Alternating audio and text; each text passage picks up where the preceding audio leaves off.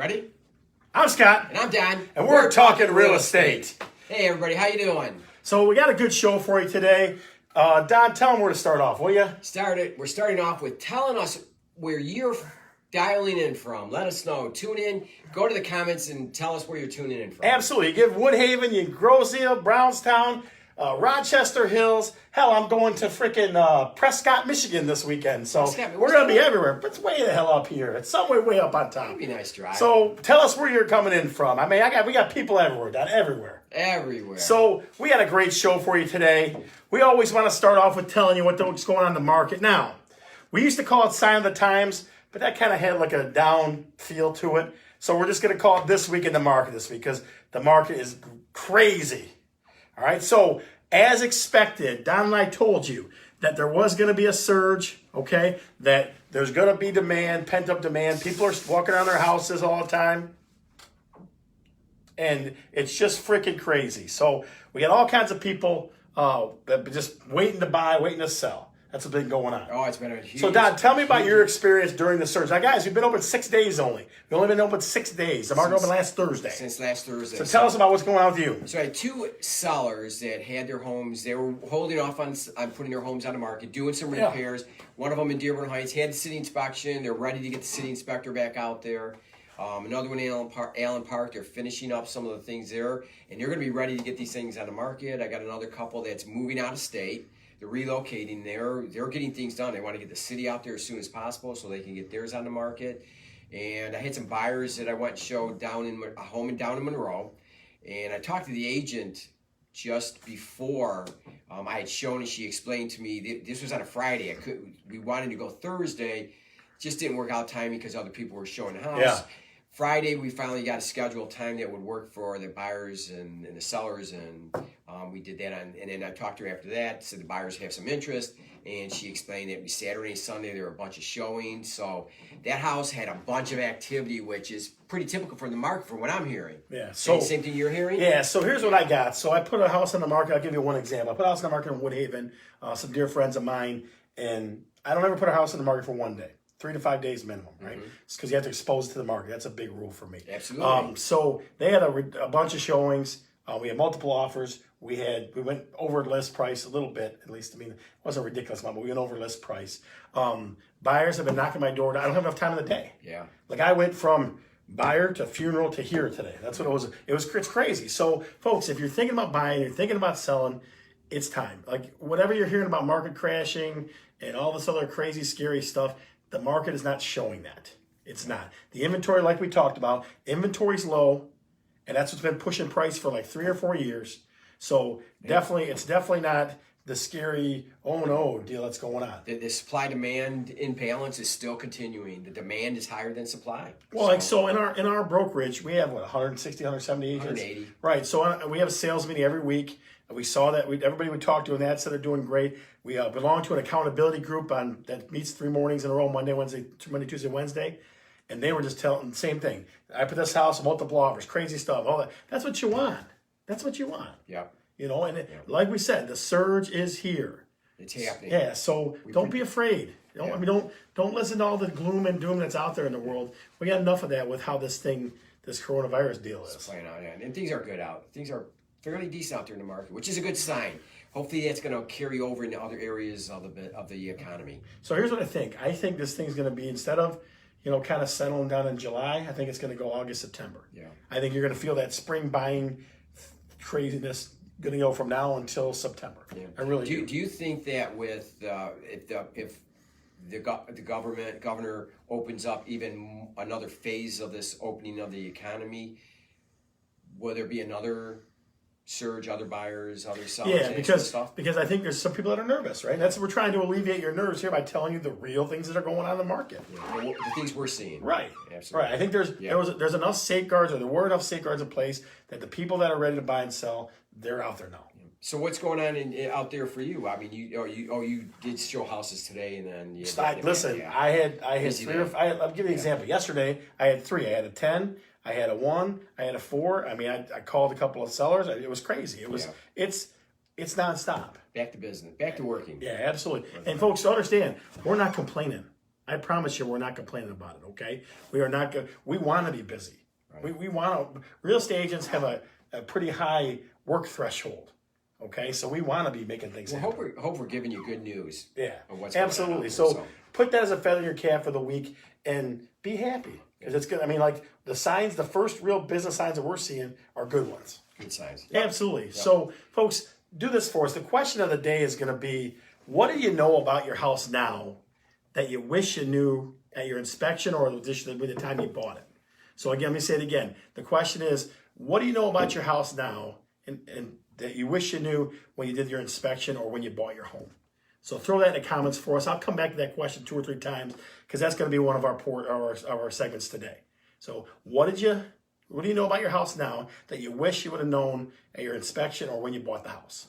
Okay, we're throwing that out to you. Is that something good or bad? Something that you wish you would have known, saying, man, if I would have knew this, I wouldn't have bought this house, or man, I didn't even think that was as nice as it was going to turn out to be, that I enjoyed it so much. Sure, it can be positive or negative. Yeah. Absolutely. So, absolutely. And Don, think about it this way. You and I mean, we consider ourselves pretty ethical agents, yeah? Absolutely. Yeah, so we're definitely, we're big pride. Like I think in my career, I think I've only had 1 or 2 people not buy a house with a private inspection that weren't specific investors, okay? It's big for me. Like I've always pushed because you want people to know. Yeah, yes, right? Yes. And later in the show, we're going to talk about ways you can find more about your house or things you would have known. So one of the later segments. So in the comments, like I said, put some things that you wish you knew about your house during the inspection period or when you bought your home. Okay. All right. All right. So up next, one of the topics is be diligent when you hire a real estate agent. Yeah. So the idea behind this is questions to ask a realtor if you're thinking about selling or if you're getting really close to that point to put it on the market. Yeah. So guys, understand this came from Don and I were talking to some other influential realtors in the area in our company, and it was a big deal that just because you have a license or you belong to a brokerage, the levels of service are going to be different, okay? So we're going to give you questions that if you come to Don or I and ask them, we're going to have the answers. And great agents are going to have the answers. So please, please, please, please, don't let a ridiculous agent list or take you looking at houses, okay? Because what has to happen is then you or I have to pick them up on our shoulders and carry them. Yeah, it's not unusual. But Absolutely. Ask questions. Make sure you protect yourself. Right. So what's the first question you got for me? Scott, if I were, one of the questions that I would want to know if I were a seller, will I be working with you directly, or will I be working with a team? Will I be handed off to somebody, or how do you view that? Okay, so here's the Bergeron team. We have an assistant, and we used to have another agent on our team, and we probably will expand back out as things are growing, right? But 2 things. One, it's a family-run business. It's myself and my mom. She's my assistant, and the highest integrity for the both of us, right? Mm-hmm. And then 2, I personally will talk to every single buyer seller twice a week. I will personally do that, talk to them at least twice a week. Some folks, like my good friends, the Wokowitzes, I talk to them every day because they make me laugh and they're fun. So they're watching tonight, so they're fun. They're fun folks. But so some companies, some realtors, some mortgage people, they bounce you around from this person to that person to this person, and it gets really, it gets confusing. Okay, it gets kind of old repeating your story or your question over and over to different people. It's nice to talk to one person, they know exactly what's going on. Absolutely, and a lot of times, if you're working with a team, not all teams, I'm not going to say that, okay, but with a big team or something like that, and you get the assistant starts taking over, the licensed assistant or whatever talks to you. Once the contract signed, it goes to them. Well, they're not the expert, right? They're not the realtor. They're not the licensed expert. Right. So you got to ask that question. So that's one. Let me throw one back at you. Okay. Can you explain the home selling process start to finish? Absolutely. And I think this, when I explained this to sellers at the listing, they feel so much more comfortable, and all the questions are, for the most part, answered, and they understand exactly where we're going to go. So just to kind of briefly explain, because there's a lot of things you want to discuss. Yep. First of all, is obviously getting your house ready to sell. When is it ready to sell? What should you do private inspect or do a city inspection first and go over all that sort of stuff. But the primary thing I think at the very beginning is making sure your house is ready to put on the market and ready to be shown. Yep. And we'll go over a few things in a minute about what to do when you're ready to do that. The next step is, what are you going to do while it's on the market? Will you be in the house? Are the agents taking precautions with what's going on with our this virus going on? And then you get to... So let me stop you there. So I'm noticing, I'll be honest with you, I'm noticing, especially with listings that I have, that some agents aren't. I mean, they're kind of, right? Yeah, like what? What do you mean? What are they Like, I'll give you an not example. doing? For me, when I show a house, I have my mask on. I have... Gloves? No, not gloves, because gloves cross-contaminate, so I don't do that. So, but, what do you call it? Wipes. I have wipes. I wipe stuff down, and then when I leave the house, I leave my shoes at the door, and then when I leave the house, I sanitize my hands back up. Right. I just can tell you, I have sellers that have cameras that watch. Right. And they see some, they're doing kind of some stuff. They let me know. They're like, yeah, they're doing some stuff they're not doing. Right. So that's, you got to make sure that happens. Yeah, that's a hugely important thing with our business, that we follow the protocols that the governor and the state has laid out. It's very important that we do that. Like the basic premise is you got to keep people safe. Right. You got to keep people safe. Right. And you follow what you're told to do. I found this on the web for basic premises. You got to keep people safe. Check it out. So Siri says, hello, Siri. Oh my goodness. That was funny stuff. So anyways, so then the process, then you finally get an accepted offer. I would want to explain in detail if you accepted offer, how you may want to negotiate it, and if you do accept an offer, what you're expected to do, what the expectations, what you can expect that the buyer is going to be doing, and then the process from there to the appraisal, final inspection from the city if you have to do it at that point, and what to expect when we get close to closing, hand you the check, and deal with the occupancy after that.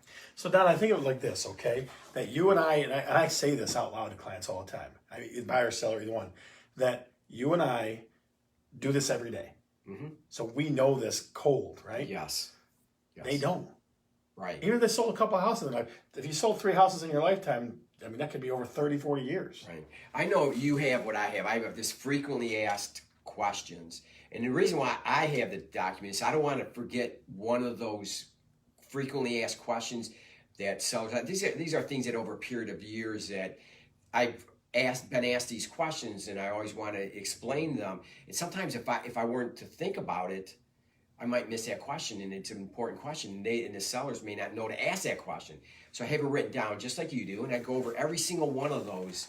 And it is such a relief. I can see the relief on their face and their body language saying they're relieved that they understand the process, because you don't do this every day. It's an unknown what to expect and what may happen, and are you going to do you have somebody on the other side your side of the table that's helping you hold your hand, get you through that process as smoothly as possible, and explain things to you so you understand your obligations. Yeah, absolutely. So again, we do it every day. You don't. So our job is to walk you through. A good realtor should be able to say, this is going to happen, then this, then this, then this. Yeah, and we don't always have the exact. It doesn't always go exactly, but we can explain to you why it's not and what to do, how we can get around that challenge or go over it. So that's the second question a good realtor should be able to answer. What else? All right, so Scott, what price will this home sell for? Okay, so for me, I do a ton of research before I go to a home, and I give folks a range, a $5,000, $10,000 range. You go, look,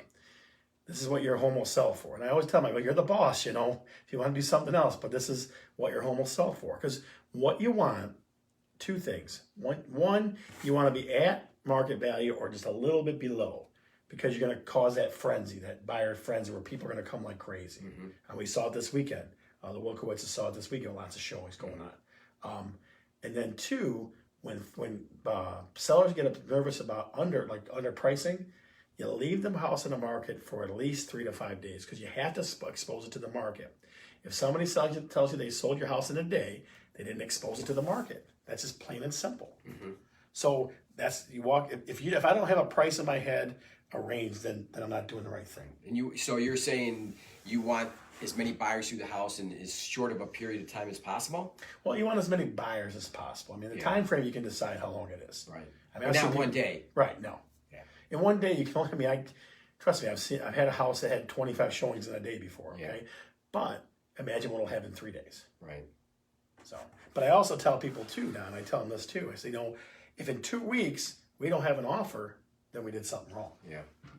If your house is sitting in this market, if it's sitting longer than 2 weeks to a month, then it's priced wrong. Yeah, period. Wrong, right. That's it. That's as easy as I can make it. And it happens sometimes. There's no magic, like the realtor's not, turning the right dial. No, it's your house is priced wrong. Right. Unless there's something weird you'd said happened, but typically it's... Yeah. I mean, there's always the outlier weird stuff, right? Yeah. So last question you should ask a realtor, they should be able to answer is, how do I get my home ready? Okay, number one, and I kind of discussed that a little bit earlier, but the major thing when a buyer pulls up to your house and walks in is cleanliness. Yep. Is your house clean? Does it smell fresh? Fix your beds. Fix your bed. Minor things that you should do in the morning, and I know for most of it, it's a hard thing to do. If you're not used to doing that and not accustomed to doing that, to fix your bed, put the dishes in the dishwasher before you leave for the day. Yep. Turn some lights on, open the doors, open the shades if it's during the day, which is primarily at this point. And just make it as appealing as possible. Just minor things. And if you did it, whatever you did for the pictures to get your professional photography pictures, that's exactly how you want to kind of keep your house. But agents do understand you have to live in the house, and it can't be spick and span every single minute. Yeah. But just pick things up as best you can, and most buyers can overlook. So you want to hear something funny? Some stuff. So I had same clients, tell me this weekend, they're like, yeah, my husband's cleaning the house up. We've been cleaning the house up so much. We want to stay here and live here. It looks so nice now. Really? Yeah, it was funny. They were laughing, but I mean, it was just funny. They're like, yeah, it's so clean and so orderly now. And it's all fixed up, so we want to stay. Yeah. They didn't really want to, but it was a jest. But that's just kind of funny. Yeah. So, folks, the whole point of that segment was do not just sign with anybody. Okay, find a great agent. All right, Don and I pride ourselves on being ethical, honest agents. There are others out there in the world, but you want to find somebody who can answer those questions easily. Like they shouldn't have to think about it. It should be like, here, this is how it goes.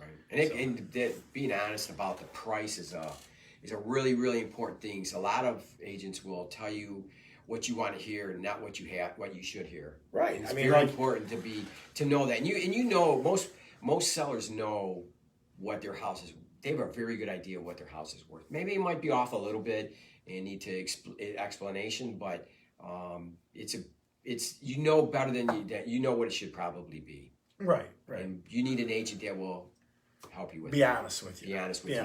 Yeah, absolutely. Yeah. So, guys, before our next segment of the City Spotlight, I want to say again, what's something that you wish you knew about your house that before you bought it or during the private inspection period of when you bought it? What's something you know now that you wish you would have known? Throw it in the comments for us. We'd love to either use it as new information we can get across to people, or just interesting. So next up is the fan of the show. The fan of the show? Is that what it is? Fan of the show? No, it's not the fan of the show. It's things you never knew you wanted to know. Remember? Oh, yeah. All right, I'm going to have myself. Here we are. We're not even there. Man. See, Don's so psyched about the show today. He skipped 2 segments already. Yeah. So, right now we're doing the City Spotlight. City Spotlight. Boy. What's our city this week, Don? Grosse-Ile, Michigan. Now, I'm going to tell you that the struggle we had about Grosse-Ile, Michigan today. I put up on our discussion board before the show to we discuss ideas this morning. I put Grosse-Ile, but I spelled it Isle. He put the smackdown on me like, what the hell are you doing with that? Like, I just broke the law. Yeah. So, Don, how do you spell Grosse-Ile? Ile. Ile, right. There's no S. Listen, my brain shut off for a minute, and it's Ile. I get you now. I understand. So, Grosse-Ile. Folks, let me break down the City Spotlight again for you real quick.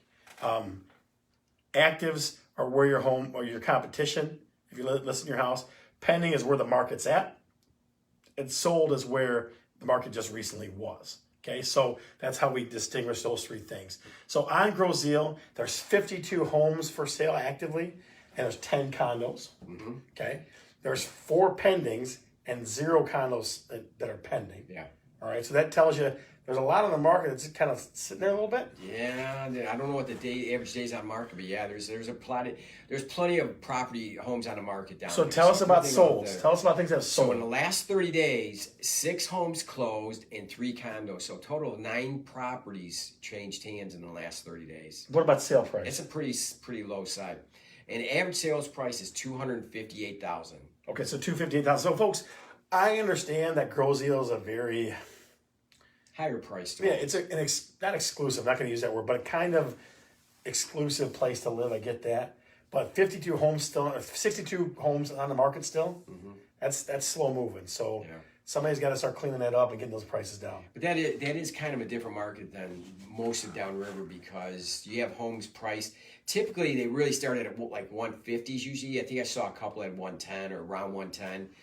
That probably was condos. I didn't really look at. I didn't go into detail on that this before we started the show. And they go up to I think 600. But there's properties on Grosseal that are over in excess of $1 million. There's some really nice properties. East River here. Road. Yeah. You just go down East River Road and you go woo like that. Yeah, there's some nice properties. Even West River Road, right on the water. Whatever's on the water is higher priced. So you want to hear a story about Grosseal?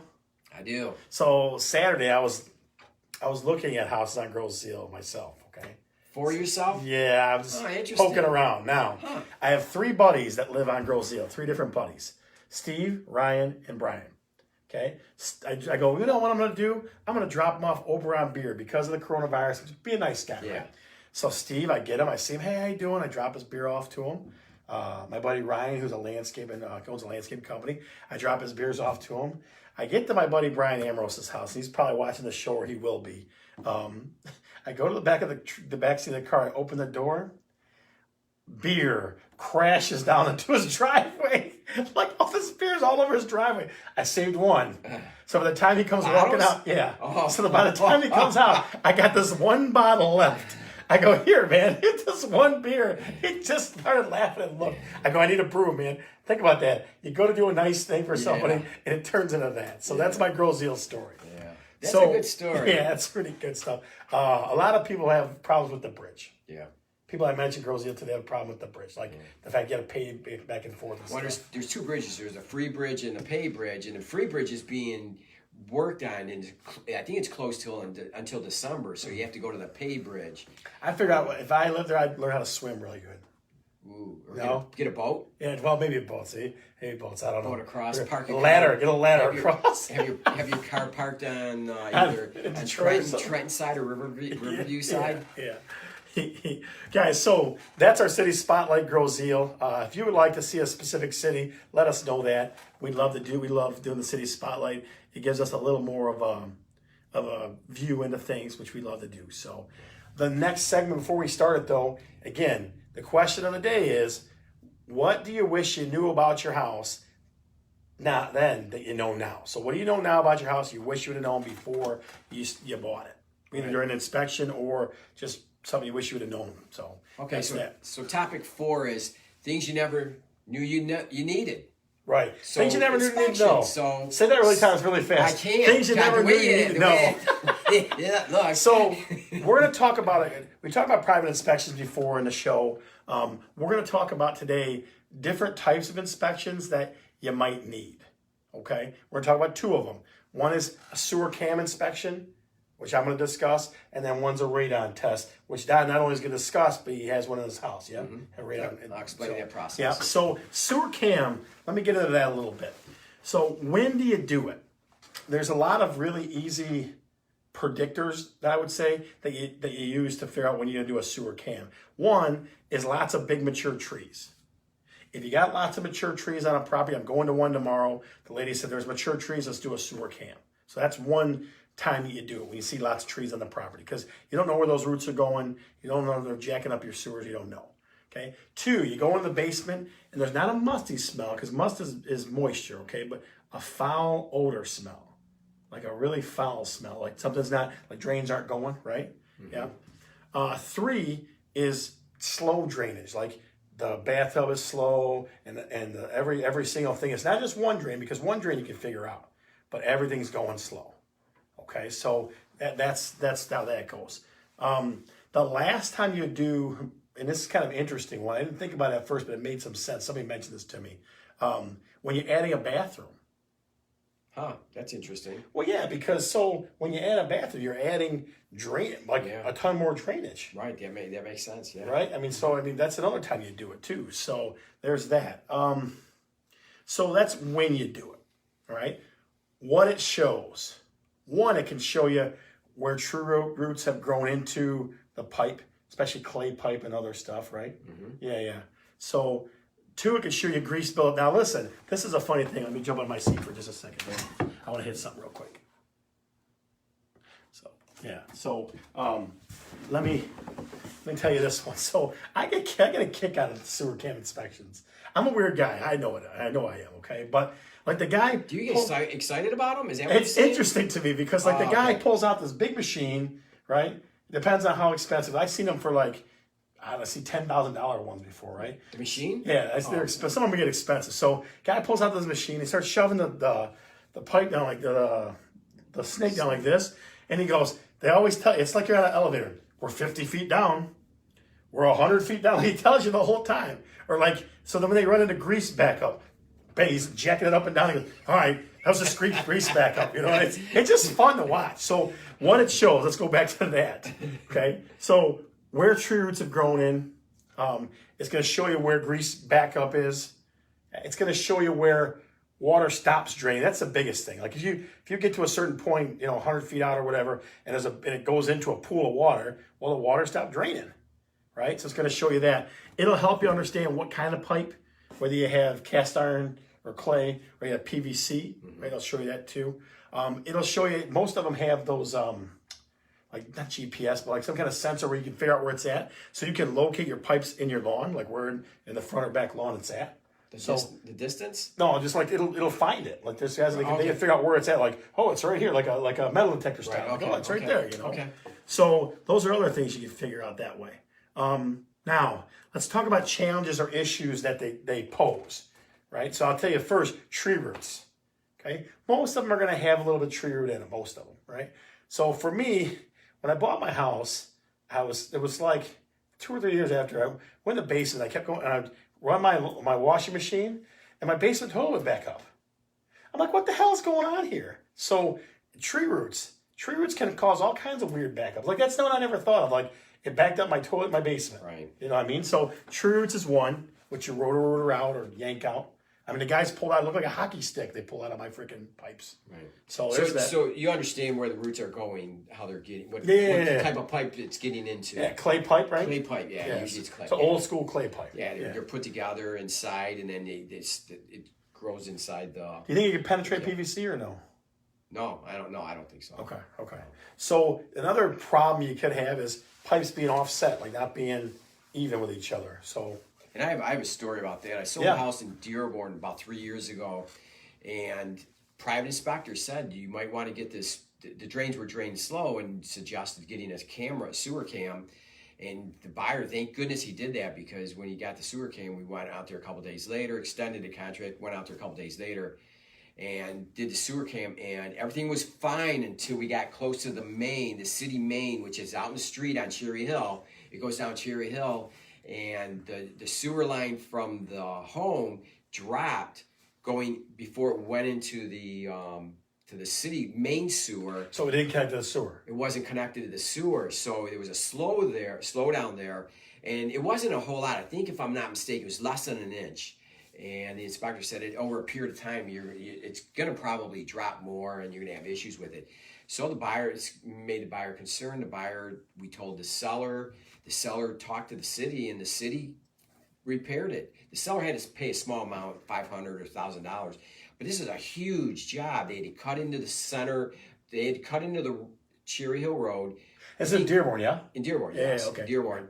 And they had to dig down, I think it was 8 feet, something 10 feet, connect it back up, and then repave the road. And it was closed. That side of the road was closed for a few days while they did that repair. So it was a major job. And you can't see it. It's something you can't see. You can't see. And that's the thing about drainage, sewers. It's the thing it's hidden, and you don't ever think about it until you have a problem with it. And then you're thinking about it all the time. Yeah, absolutely. Major issue. Yeah, oh yeah. And then the last thing you're worried about is cracked pipes, right? The cracked pipes, or like I've seen cracked sewer mains, right? Or where the crocks that go in the sewer. And that can collapse, and then I know Dearborn used to have a program where like they would repair them. It was like some kind of partnership between the seller and the city. I don't know about other cities that do that. I don't know. Yeah, if anybody knows the skinny on that, if a sewer cracks or doesn't work, who takes care of that? So that's I think it's a city, but it's kind of a gray area. A lot of cities, a lot of it's on the home. Yeah. So it's a major issue. So that's sewer cams. That's again things you never knew you needed, right? So sewer cam inspection. If you got tree roots, a weird smell in the basement, slow drains, or add another bathroom, you might want to consider that. What other one we got, Don? The next one is radon, having your home tested for radon. And in our area, Dearborn, Detroit, downriver, going north up into Oakland County and stuff, usually you don't have that big of an issue with radon. Usually Ann Arbor has an issue with it. Brighton, the private inspectors always recommend radon tests there. And if you're around lakes, there seems to be a lot of it around lakes, like out in Brighton area. So anyways, my story is on my experience, and that's just my experience in my personal home. I saw this, through real estate, we get these different emails about doing this test or knowing a little bit more about selling homes and that sort of stuff. And it was about a radon, and you can get it from the county, a charcoal, little square charcoal thing, and you hang it in your house, and it was free. So I got it, sent it into this place in Pennsylvania, and it was high. And I was kind of skeptical. I'm thinking, private inspectors have told me this is not an area to be even concerned about where I live. But I couldn't sleep. It bothered me for a while, for a few months. So I decided I was on a private inspection for another client, and I was talking to that private inspector, and they did radon test, and I was explaining to him my scenario, and he says for $180, I think it was $180 to have it tested, digitally tested. They bring this machine in your house and they test the air for 24 hours or 48 hours, and every hour it'll register what the radon level is at that point. And sure enough, it was high.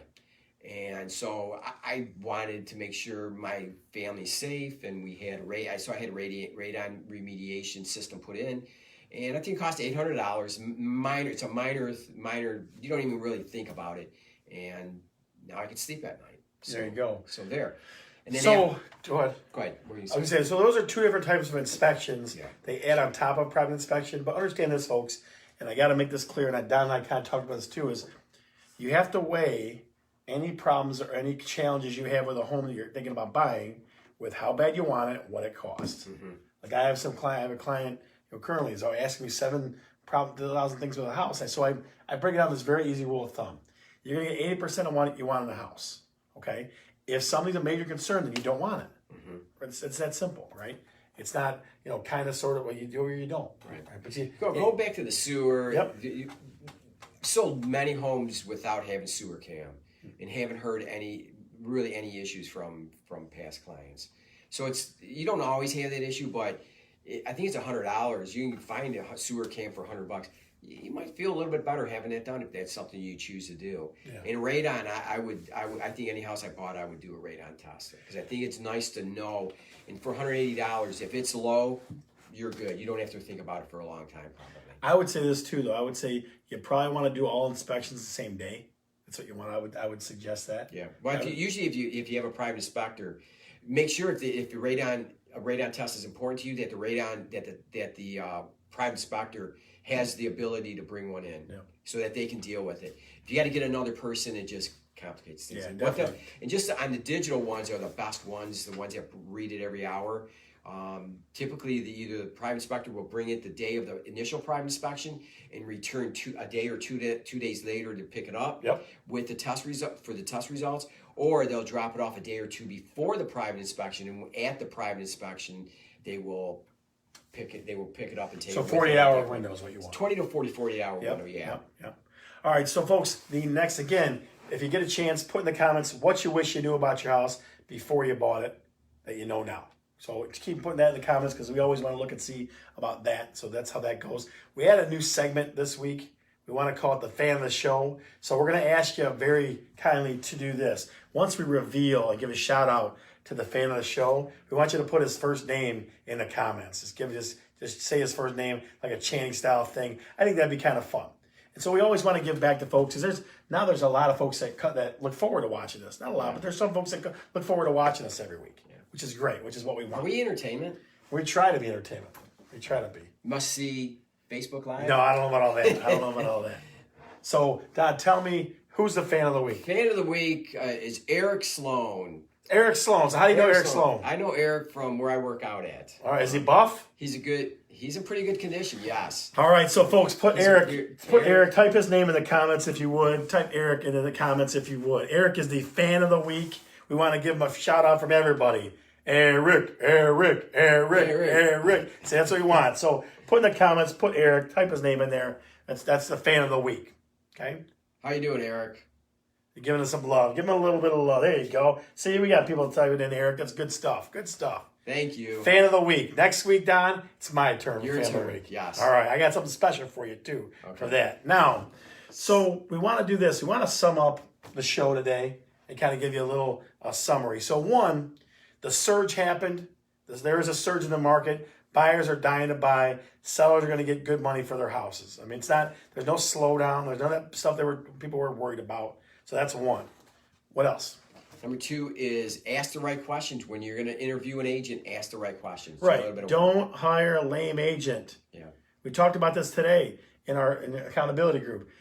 Lame agents just get carried by other agents. That's all they do. Be proactive on your side, and it'll make you'll sleep better at night. Yeah. So the city spotlight for this week was Grozeal.